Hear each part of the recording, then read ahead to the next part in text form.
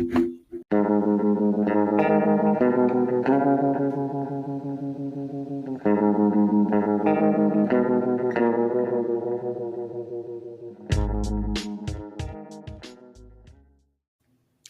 into A Toast of Film. I'm one of your hosts, Ebo, and guys, let me tell you, if you like animals, this is your episode because we'll be talking about four animal-focused movies. We have Flow, which is currently in theaters, and then things get interesting from there. We have Killer Raccoons 2, Dark Christmas in the Dark. This is on Tubi. We have Rippy, also known as The Red. This is a killer kangaroo movie that I bought the steelbook for, like on Blu-ray, but it is also available to pay to stream. And then Memoir of a Snail, which I did pay to stream. And this film was in theaters at one point this year and has since gone to paid streaming. But to keep with the theme of animals, I got my Georgia Bulldog Santa hat on. I got my Moxie Games Owlbear shirt. And we are toasting to conclude my little vacation before I got to go back to work. I have a Sprecher grape soda. You've heard us talk about Sprecher, the best cherry Coke on the market, period. And I got to say, this, Crush, you have Grapico, down in South, we have Grapico, which is one of my absolute favorites. Crush is also very good. But Sprecher, this grape soda could give any other grape soda a run for its money. So, nice little grape soda, some nice animals to end us. So, starting out with Flow. So, this is from Latvia, director Gent Zilbaldis. And basically, this film is about a little black cat who he, has a nice life, just chilling in the woods. He goes into his little house where he sleeps on a bed. And then this great flood comes. I mean, this flood, it floods the river, floods the valley, floods everything. Literally everything. I mean, it's like an end of mankind level flood. And he ends up on this boat with a capybara, and then they collect, other things along the way. There's some birds, there's some dogs, and, there's fish everywhere. There's lemurs, ring-tailed lemurs, in fact. And one cool thing, so this movie is, I wouldn't say it's visually the best looking film, but at the same time, I wouldn't say that it's not a beautifully animated film. It's a tough thing because you have to get accustomed to this very rough on the edges 3D animation. That's because they used Blender, which is a free and open source 3D computer graphics software tool. So this is what they used to create this entire film. And this movie, there's no dialogue. These aren't talking animals. These are animals. To the point that the team was very adamant in getting all the, sounds to be done by real animals. So they recorded real animals for the movie, for the birds, real birds, for the dogs, real dogs, for our lead cat, real cat. Except when they were wanting to get the capybara, they had a sound engineer travel to a zoo and tickle capybaras. But they didn't feel the sound matched the energy, the vibe that this capybara is giving off. So instead, they used a baby camel, which for those who don't know, I'm a big animal guy. I've been ever since I was a kid. I did very good in zoology, environmental science. And so when I heard it, I was like, that's not what a capybara sounds like. I thought it was like a rhino or something, but a baby camel actually sounds spot on because it's like it's a very, hard sounding sound to be coming from this. I mean, big rat, but small animal by comparison. this movie, like I said, you have to get past the rough 3D approach, but once you do, I felt this movie, it's a good break. There's so much going on. I mean, just this weekend, I was made aware of some bad news, and you have so much going on. So to just sit there in the theater, in the quiet, and watch this movie about these animals going on a boat, becoming friendship, and no words are spoken, but the actions and the looks and tempo of all the creatures lets you know. And so this movie, it's been getting a lot of praise, a lot of, talk for different awards. And I think justly so, because it's a very creative film. It's a very beautiful film. And I was a huge fan. So Flow, I would give a 4.6 out of 5 cheers. I supremely loved it. Like I said, just go into it, just have a nice, timeout session and just chill and have a good time. Check it out. Flow in theaters. Little cat. Whew. Things are about to get rough, friendos. Stay with me. So, this is on Tubi. Killer Raccoons 2, Dark Christmas in the Dark.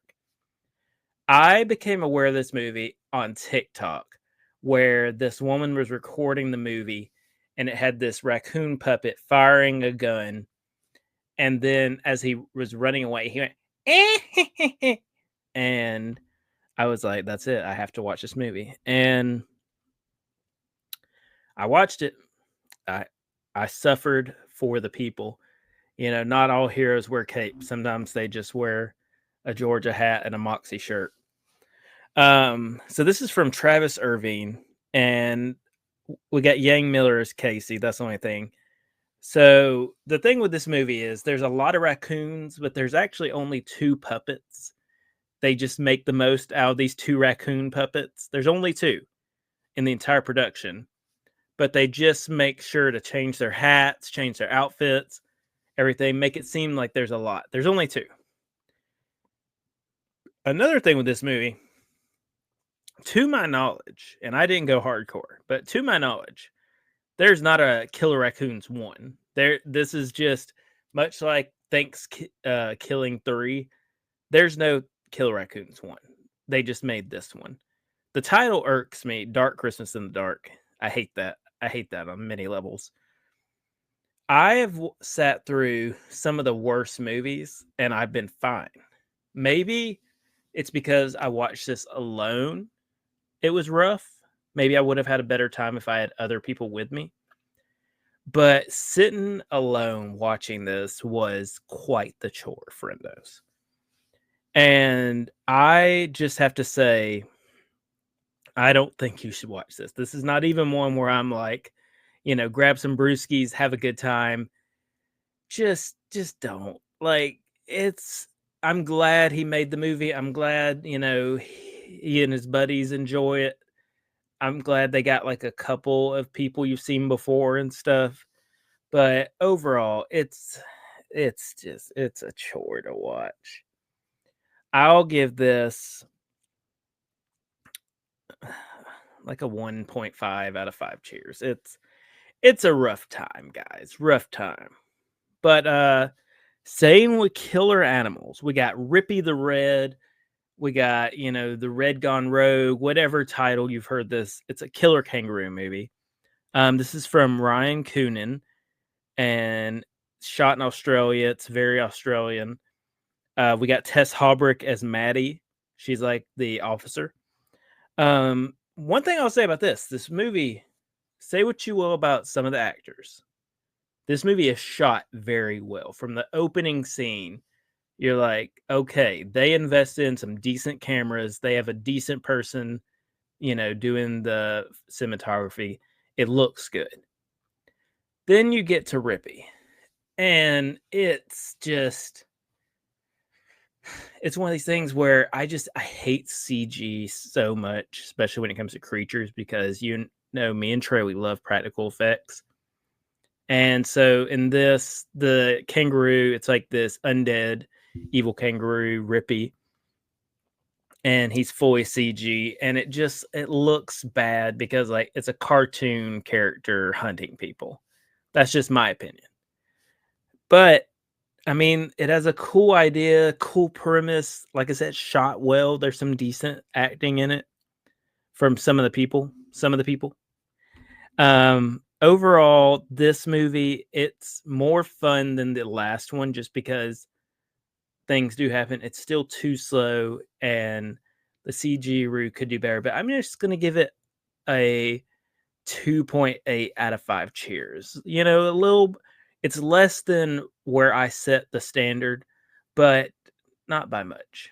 It has room. But staying in Australia, we have another Australian film, but this one is depressing as all get out. So this is Memoir of a Snail from director Adam Elliott. We got some great, people in here. We got Sarah Schnook as Grace Puddle. We got Cody Smith-McPhee as Gilbert Puddle. Eric Bana and Jackie Weaver also play voices. So very Australian, just by the cast. It's about these twins, and they have tough lives. They have real tough lives. But this movie, it's stop motion, which I love so much. It beats you down with just making you feel sad. The movie it's very depressing. It's very all the stop motion is done with like blacks and browns and grays, so it's very melancholy feeling.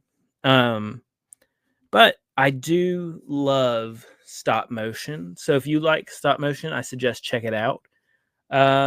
If not, I mean, if you just want to see a good film, but you're going to be bummed out the whole time, then I say check it out. For that reason, I'm going to give it a 3.1, 3.2, because I do love the stop motion. I do really appreciate the voice cast. It's just the look is so just like that. And more so, it's just one of these things where it's depressing. But good job on them. Good job on Adam Elliott to make this very unique film. Well, guys, I like to keep it short and sweet, like me. And if you want to let us know what you thought of any of these things, or maybe you know some animal movies we need to check out. I've seen most of them. I always want to see more, though. You can do that, but let me tell you the best ways. Check us out on Instagram and TikTok, A Toast to Film, all one word. Check us out on Twitter at film_toast, or check us out on beautiful YouTube. You can see my hat. You can see this wonderful owlbear shirt from Moxie Games, and you can just let us know what you think. But from Trey and myself, we just wish you a good night and good viewing.